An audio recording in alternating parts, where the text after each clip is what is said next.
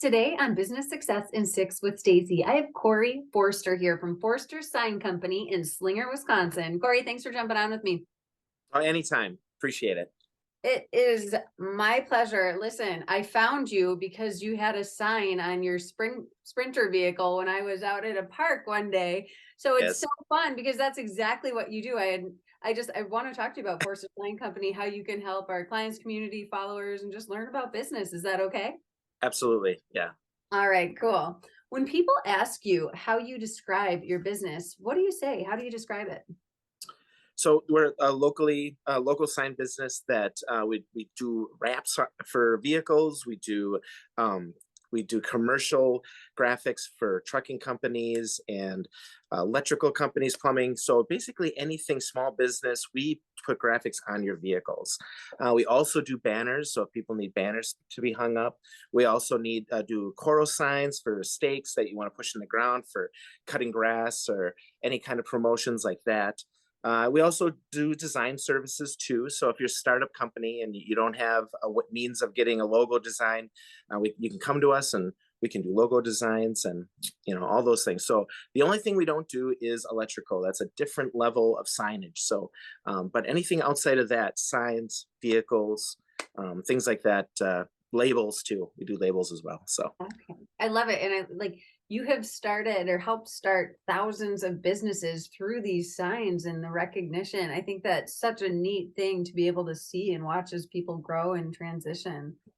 yeah, if you're starting up on a business, what's one of the really cool parts about being in the sign business is we see the beginning stages of your business, because the first thing you need to do is advertise for that. So whether it's a sign on your building or if it's your vehicle that you want your logo on with some info on it, we're the first people that you come to. So it's really interesting to see all these businesses that we've worked with and how they've grown throughout the years.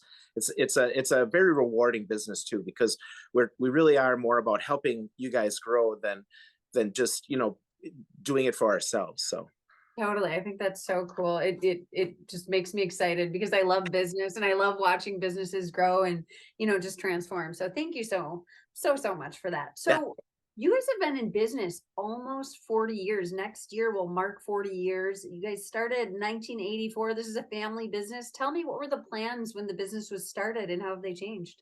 Yeah, absolutely. So my dad started the business and he worked at a display agency down in Milwaukee and decided to go on his own. What that entailed was hand painting. So there was no such things as printers or cutters or vinyl. My dad literally had a brush and paints and would go out and paint your logo on your vehicle. And as he started doing that, he built up clientele and we started to grow from there. And we've moved three different buildings now up to where the one we're at now. And in the late 90s, vinyl started coming in, printing started coming in.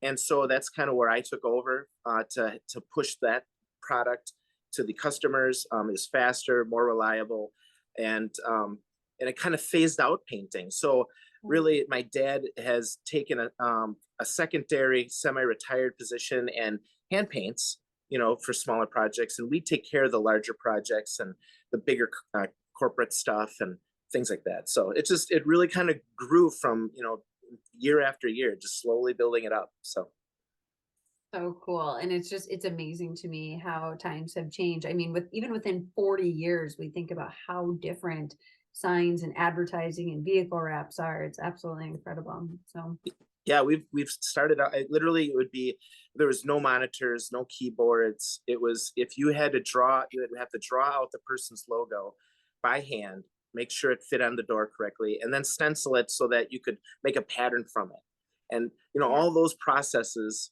had to just to put a logo on your vehicle. So it's really been streamlined, and it's jumped leaps and bounds since I started on with the technology out there. It's incredible what's happened in the 40 years. Yeah, as you're talking about this, I'm imagining even having to make sure things are like scaled right. So you might have drawn it this big, but now it's got to be this big, and you want it. Right? Oh, Yeah, yes. it's Thank a whole you. process. Yeah, Thank you thank for you. doing what you do, so we don't have to. Well, we So, try. great, absolutely. So, what is the biggest way that you impact the community? Oh, cheapers. That's a good question. So impacting the community many ways. So Slinger is small roots. It's a small feel community. It doesn't have a large city feel, a bedroom community. And so there have been people here for like families have been here for hundreds of years. And Oh, so you really do want to just immerse yourself with those people. And in ways of doing that, is volunteering. And I volunteered for the Slinger Fire Department for 22 years. wow. And basically for volunteering, they don't have full-time staff there. So they count on businesses, local people to come in and to help these, the fire department go. So for 22 years, I would, respond from calls from work and help people out and stuff like that. Very rewarding. And you get to know the community too by being a fireman. Yeah. Second thing would be is we do a lot of donor stuff. So like ballpark stuff, or for like baseball people, wrestling programs. We donate a lot of banners to those types of situations, and fundraisers in the community as well. So, we push to go and get our community the help it needs by probably doing those two things the most. So cool. Thank you so much for your service. That's Yeah. absolutely awesome that you've been doing the fire department side of things for so long, volunteering and also donating. Yeah, where would our communities be without sports and just those different organizations? So thank you. Yeah, absolutely. So, what is one challenge that you have faced that other business owners could learn from? Uh, it's funny. And when you're I'm in my 40s now, late 40s, and every segment of my life from 20s to 30s to 40s, I always thought I was at my smartest, and it never worked out that way. I always found out like how wrong I was through the process. And what I've learned, what I learned is it's I guess the biggest thing that would be is to be organized. That's the biggest thing that I had a problem. If you're not organized in your business, um, too many things are going to go wrong. So I think that's a big one. Yeah. Um, Another one is employees. That's a huge problem for employees. How do you treat employees? How do you get employees? Where do you get the good ones, and how do you get rid of the ones that aren't working out for you? So a lot of it is word of mouth. Like I've my best means of getting quality people are just word of mouth, talking to someone who knows them, and that you can kind of like you judge them that way. Also, I've had very good luck with schools for part time. So And like the high schools, I'll go to some of the teachers and I'll say, "So do you have any good students out there that really like to work?" I've had very good success with getting student help by asking teachers who are the top kids. And during the summer we add on 2 to 3 kids during the summer to help out. And so it's important, like college kids and high school kids, just to get through all the nuances of a sign business. So if you get some bad ones in there, you're doing more babysitting than you are work. So it's important to find those key employees to help you, because you can't do it yourself. I love you're exactly right. We can't do it ourselves. And the fact that you're using relationships or leveraging great relationships to almost hold others accountable because they know, oh, so and so referred me, I Yep. better be so yeah, very, very good advice. And I love the part that you were talking about. We always think we're our smartest and Yeah. we're at, but really we're just constantly growing and learning and evolving ourselves, right? Just like business.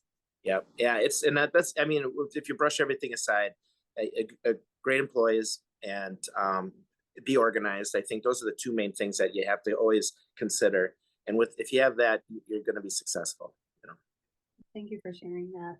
So, what does the future look like to Forster Sign Company? And do you have an exit plan? Yeah, well, exit plan, future. That's two different things, I would say. The future is for a sign business is slow growth, good slow growth. I think that you bring on the key is not to take on every business, but take on the good businesses that help you, because there's a lot of bad out there, and you don't have to work with the bad ones. You can put them to the side, and just it's not a good connection, and get the ones that really do jive with you well and sync up with you well. Get those in as you're going. Um, what was the second part of that one again? The exit plan. Oh, exit plan. That's an important one. That's an interesting one. So, if there's one thing that someone could have told me in was starting out in a business, it would be as soon as you start a business, you should think about how the business is going to sell. And I never thought of that. And the reason is because when someone wants to buy your business, they want to see how your records are for your books. They want to see how your work orders are done. They want to see your profits and how you're making, your profits. They want to know your clientele. All these things like should be organized and put together so that if you do want to sell your business, it makes it inviting for someone to want it. You don't Yes. want to have filing cabinets and just papers and kind of this and that. You want to have employees there that say, okay, he takes care of the design. This guy's taking care of sales. I have my production crew for doing my I have my shipping guy to ship. This is what they do.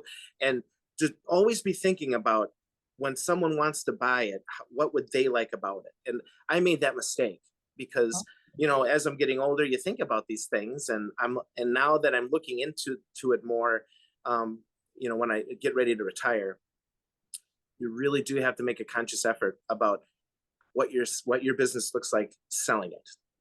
I love that you shared that. And that's something that we talk about with some of our clients and community is that if you're so ingrained in that business, like nobody's going to want to buy it because without Oh, you, you're half of the investment. So I think that yeah, you're young still, you're in your 40s, so you got plenty of time. But yeah, I do. because we can a coach can tell somebody that and a business owner is like, okay, also hearing it from an entrepreneur's point of view as well is really really important. Get that business to a point where you have everything organized, just like you said earlier too. Thank Yeah, you. you should make it a step in and step out. So like you can't entirely do that, but you're trying to step out, and the next person can step in and not have to, redesign the wheel on this thing. So yeah, very much so. Okay, so my final question for you today, Corey, all subjects open, what inspires you most? What inspires me most? What inspires me most, I think, is uh, success. I think is the inspiration for it all. And there is a risk with doing this. There is nobody that's going to give you a get out of jail free card. It's you put all your time and effort into this, and so you're shaking the dice and you believe in yourself. And I think that's the biggest thing too, is that just believing in yourself. And I didn't believe in myself in the beginning when this all started going down, but now I've decided, like I've made those mental notes to believe in what I'm doing and to take the step. And that process of growing a business is what makes the blood flow, I think. So Totally. yeah. Remembering where you came from and then your why. And when we talked before and you said you've seen so many, like thousands of businesses start right Yep. with you, that's inspiring in itself. So Yeah. I So love it. So Corey, if someone wants to get in touch with you, to get a sign, a banner, work with you, what is the best way for them to connect? yeah, so probably two ways. Just go on our website, www.foerstersigns.com. You can also call us 262-644-8553. That's probably the best two ways to get a hold of us. We also are we're on Facebook too, so you can look it up on there too. Perfect. And spell Foerster for us Sure. because it's not Forester, right? No, Spell yeah, Forester. it's Foerster, and signs is plural, SIGNS. Awesome. Thank you so much. It's been such Anytime. a pleasure. I love sharing this and good luck in the future. Thank you so much. I really did enjoy it. I'm glad you do these things. I would have never have done it if you didn't reach out. So thank you so It's my much. pleasure.